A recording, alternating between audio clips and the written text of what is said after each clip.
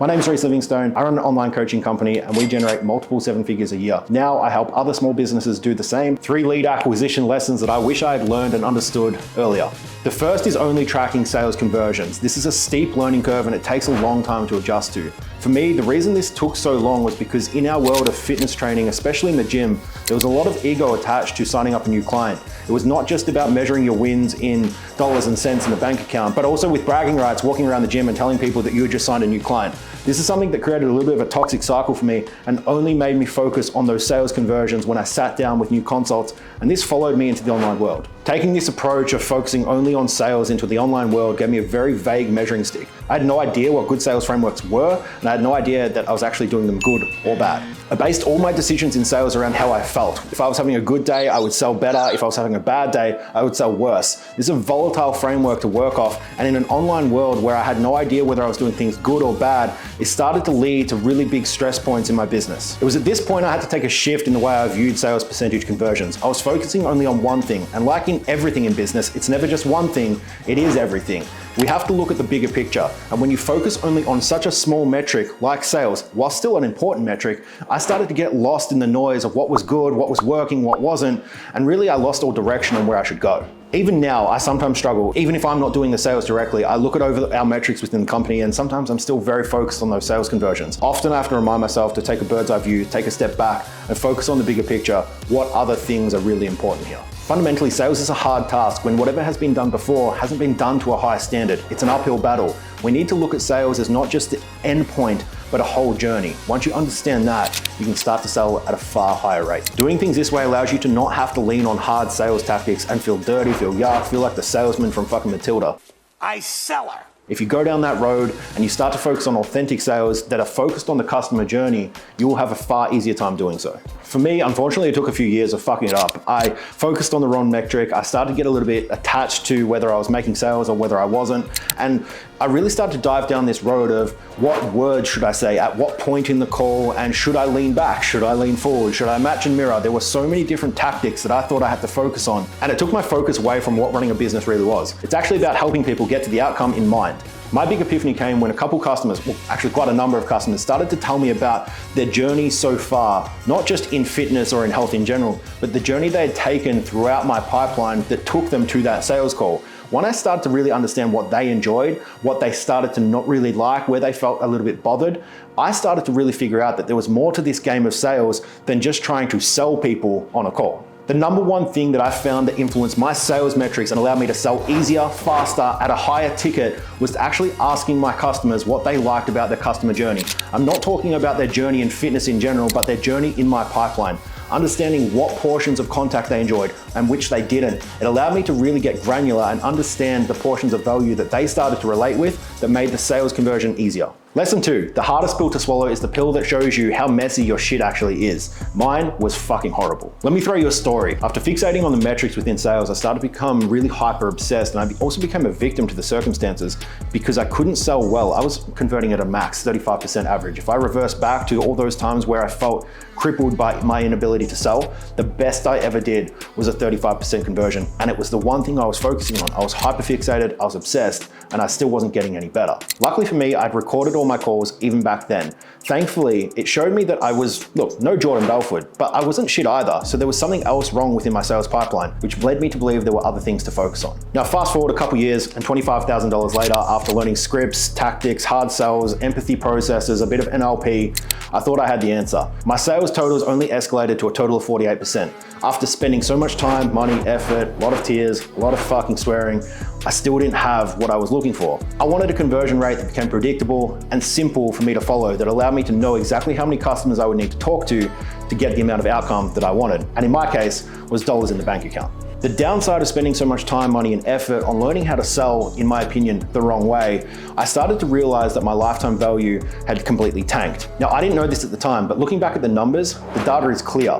When I started to push into that process of selling hard and being that unfortunately, pushy salesman, I got the conversion, sure. I had an escalation of conversion totals. However, my lifetime value, the time that the people spent in my business, started to just diminish completely. It dropped a lot. Essentially, I was losing people faster than I could gain them. And the cherry on top is I actually had attention. My social following was growing. I just had no conversion. So this is where the story comes to a head. The second lesson here is knowing the difference between attention and retention, and it's actually a really simple fix. Let me break it down for you. As business owners, we focus on the money, the dollars and cents in the account, and we love that dopamine rush when we sell someone new. If you're like me, whenever you've signed someone new to a high ticket offer, you feel like you could run through a fucking wall. It's exhilarating, it's fun, it feels really cool, and you feel like a bit of a king of the hill. It's not always the case, because just because you get that conversion doesn't mean you're not missing out on a lot more and you're leaving money on the table. What do I mean by attention? Attention is the total amount of people with eyes on you that know who you are. It's very simple. But how do we actually track that? I'm not talking about the vanity metrics that come with Instagram, with your viewership, or even your shares.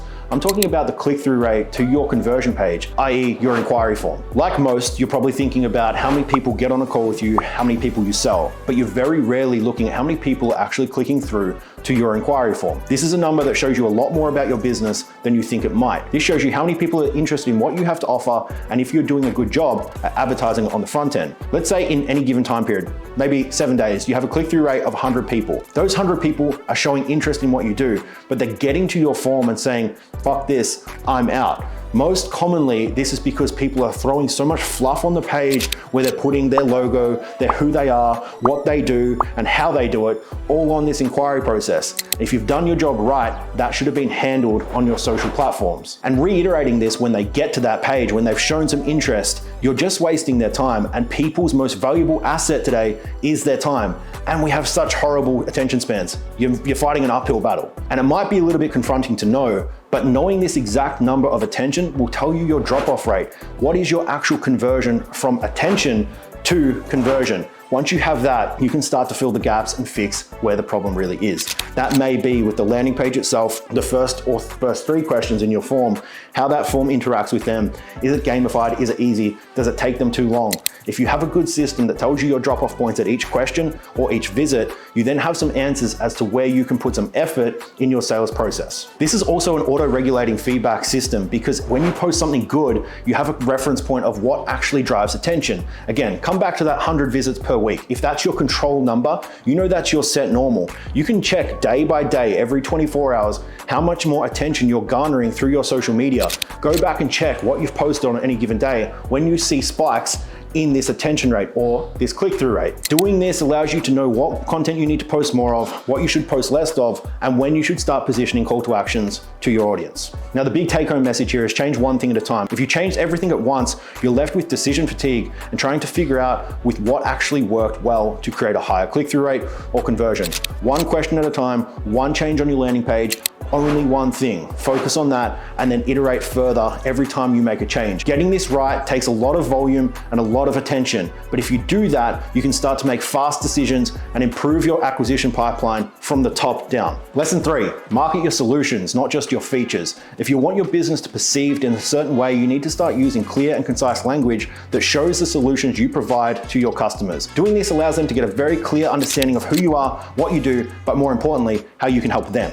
This is crucial, especially nowadays in our industry where we're getting more saturated and more commoditized every single day. The unfortunate fact here is those features that you list, whether it be an online check-in, a support form, or so on and so forth, they are now expected norms in our industry, and they do not make you stand out and they don't make you different. When I first started in this industry, I thought that the only way to convince people to come into my product or join my service was to list out infinite levels of features and benefits, telling them all the things that they could get just by paying me some portion of money. It started to get to this point where it became ridiculous, where I started listing out things that were just of no benefit at all, really. For example, saying they get an onboarding welcome pack. Like, no one gave a shit. I soon realized that in a crowded market, everyone has the same things, and it's very hard to stand out when you're comparable to every person around you, especially if your price is higher than theirs. The one thing that the customers can compare on is your price, because as far as they see it, I offered the same thing. Potential customers expect the basic shit. What they really want though is to know exactly how your product can create solutions for their pain. When you understand this, you're in a position that stands head and shoulders above the rest of your competition. In the early days, I struggled to differentiate our business from anyone else's. So how could I expect our customers to see a difference and want to invest their hard-earned cash with us? That's when it hit me. People don't buy on features. They buy on people and they buy on solutions. Take-home tip here is people buy people before they buy product, but you best believe your product creates a solution. Once I realized this, we were able to turn the tap on and our lead flow got to a point of overwhelm, which was not a bad problem at the time. Let me paint a picture for you. If I was in the tech space, I wouldn't go around telling people that our software had the fastest processing speed. I would speak about how that processing speed saves them time and improves their ability to work and create a return on investment. In the tech space where features are so heavily overused and easy to promote, I would completely divorce myself from that process and think about solution only. I'd sell the dream outcome, sell the holiday, not the flight. The idea here is to position your product as the ultimate solution to your client's problem and pain. When done correctly, they start to see that you understand their needs better than they do themselves. And when done well, really, really well, you start to influence the single most important and profound feeling that humans can feel. It's to be understood. And remember, if a lead feels more understood, they are way more likely to convert. If you remember one thing, remember this. It's that sales does not need to be focused on features or benefits. When you do that, you're fighting a losing battle against everyone else that's playing a shit game. Play the winning game and sell the solution. Lesson 4. I know I said there's 3, but here's a bonus for you. This is the abandoned cart sequence, and it's my secret hack to increasing your profit tenfold. When I first started the business, I was consistently on the lookout for new tech, new software that would make my life easier, faster, and save me time. When I went down that road, I found that I was just trying to plug in anything and everything that ultimately ended up costing me a shit ton of capital, but wasted heaps of time too.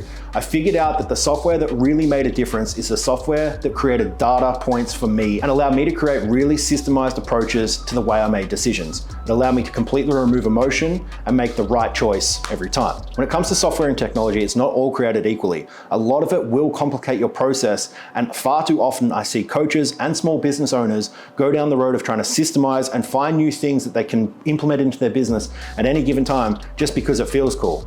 Break the system first before you create the system. You need volume. One of the most impactful strategies that I implemented into the business was a partial submit form.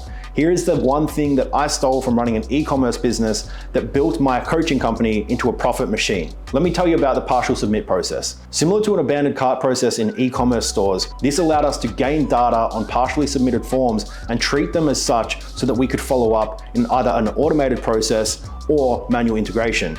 How we did this was exactly like an abandoned cart sequence. When we did this, we were able to see who was showing interest and who was not, but more importantly, how we could actually start to create an offer for these people that were very much ready, but not all the way there.